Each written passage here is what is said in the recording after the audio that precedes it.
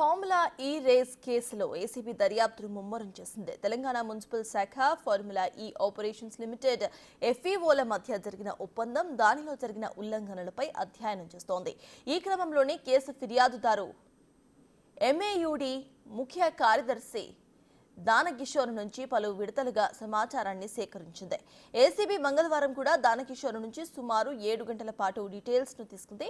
వాటి ఆధారంగానే దర్యాప్తును ముందుకు తీసుకువెళ్లే పనిలో పడింది. ఈ సమాచారాన్ని విశ్లేషించిన అనంతరం తొలుత HMDA Vishrant chief engineer BLN Reddy, MAUD అప్పటి ప్రత్యేక ప్రధాన కార్యదర్శి అరవింద్ కుమార్లకు నోటీసులు ఇచ్చి విచారించబోతున్నట్లుగా తెలిసింది.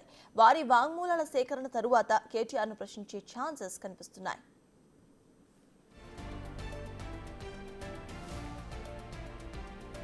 ప్రాథమిక దర్యాప్తు క్రమంలో ఎంఏయుడి నుంచి సేకరించిన సమాచారం ఆధారంగా ఒప్పందంలో చోటు చేసుకున్న పలు కీలక ఉల్లంఘనలను ఏసీబీ ఇప్పటికే గుర్తించినట్లు తెలుస్తోంది. వీటి కేంద్రంగా నిందితులను విచారించే అవకాశం కనిపిస్తోంది.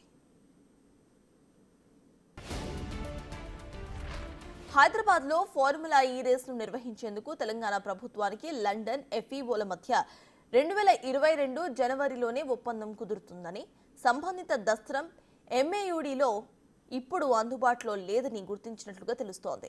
అదే ఏడాది జూలై 11న జారీ చేసిన జీవోలో మాత్రం లెటర్ ఆఫ్ ఇంటెంట్ గురించి ప్రస్తావన ఉన్నట్లుగా వెల్లడైంది.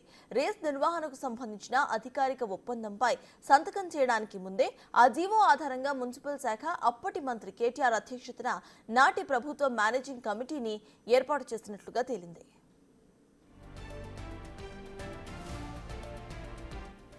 2024 అక్టోబర్ 25న హైదరాబాద్లో 9, 10, 11, 12 సీజన్లలో ఫార్ములా ఈ రేస్లను నిర్వహించేందుకు ఎంఏయుడి, ఎఫ్ఈఓ, ఎస్నెక్స్జెన్ ప్రైవేట్ లిమిటెడ్స్ మధ్య మొదటి ఒప్పందం కుదిరింది.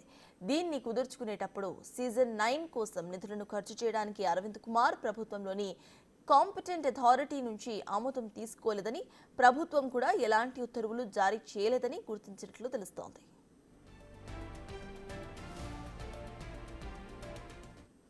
మొదటి ఒప్పందం ప్రకారం ఈ ఏడాది ఫిబ్రవరిలో జరగాల్సిన సీజన్ 10 రేస్ కోసం ఎస్నెక్స్జెన్ స్పాన్సర్స్ గా ఎఫ్ఈఓకు రుసుమును చెల్లించాలి. దీనిలో భాగంగా 2023 మే నాటికి మొదటి వాయిదాగా 50% సొమ్ము చెల్లించాల్సి ఉంటుంది. కానీ ఎస్నెక్స్జెన్ రుసుమును చెల్లించకుండానే 2023 సెప్టెంబర్లో ఎఫ్ఈఓ ప్రతినిధులు మున్సిపల్ శాఖ అధికారులతో సమావేశమయ్యారు. రుసుము చెల్లించే బాధ్యతను ప్రభుత్వమే చేపట్టే అంశంపై చర్చించారని, ఆ ప్రతిపాదనకు ప్రభుత్వం అనధికారికంగా అంగీకరించినట్లుగా గుర్తించారు. ఆ సమావేశంలో కేటీఆర్ పాల్గొని ఉంటారని అనుమానిస్తున్నారు.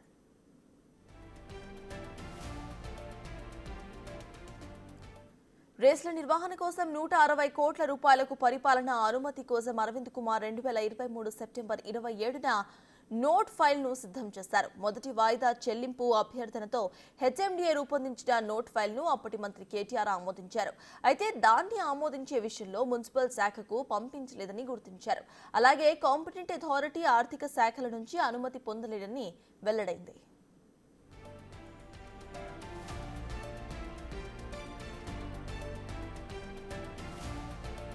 హెచ్ఎండిఏ ప్రతిపాదిత ఫైల్ ఆధారంగా 160 కోట్ల రూపాయలకు పరిపాలన అనుమతులు మంజూరు చేసే అధికారం మంత్రికి లేదని గుర్తించారు. మంత్రి హెచ్ఎండిఏకు వైస్ చైర్మన్ మాత్రమే. దానికి చైర్మన్ సీఎం అయినా ఆయన నుంచి అనుమతి తీసుకోలేదని తెలుస్తోంది. 10 కోట్ల రూపాయలు మంజూరు వరకే హెచ్ఎండిఏకు అధికారం ఉంది. అంతకంటే మించితే ఆర్థిక శాఖ క్లియరెన్స్ ఉండాలి. తరువాత ప్రభుత్వ అనుమతితోనే చెల్లింపులు జరపాలి. కానీ అనుమతులేవీ లేకుండానే గ్రేట్ బ్రిటన్ పౌండ్ల రూపంలో 2023 అక్టోబర్ 3న 23 కోట్లు, అదే నెలలో 11న 23 కోట్లు చెల్లించేందుకు ప్రొసీడింగ్స్ ఇచ్చేశారు. రెండు కలిపి మొత్తం 46 కోట్లను 11వ తేదీన ఎఫ్ఈఓ ఖాతాలోకి బదిలీ చేశారు. ఇందులో ఆర్బీఐ నిబంధనలకు విరుద్ధంగా టీడీఎస్ చేయకుండా మొత్తం సొమ్మును చెల్లించారని గుర్తించినట్లుగా తెలుస్తోంది.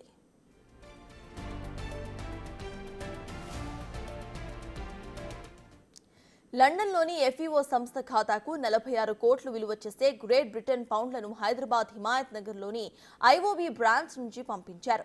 ఈ క్రమంలో నగదు బదిలీకి సంబంధించి బ్యాంకులో ఎలాంటి పత్రాలను సమర్పించారనేది కీలకంగా మారింది. ప్రభుత్వ శాఖకు సంబంధించిన బ్యాంక్ ఖాతా నుంచి భారీ మొత్తంలో నగదు బదిలీ చేస్తే అందుకు అవసరమైన ఒప్పందం ప్రతిని సమర్పించాల్సి ఉంటుంది.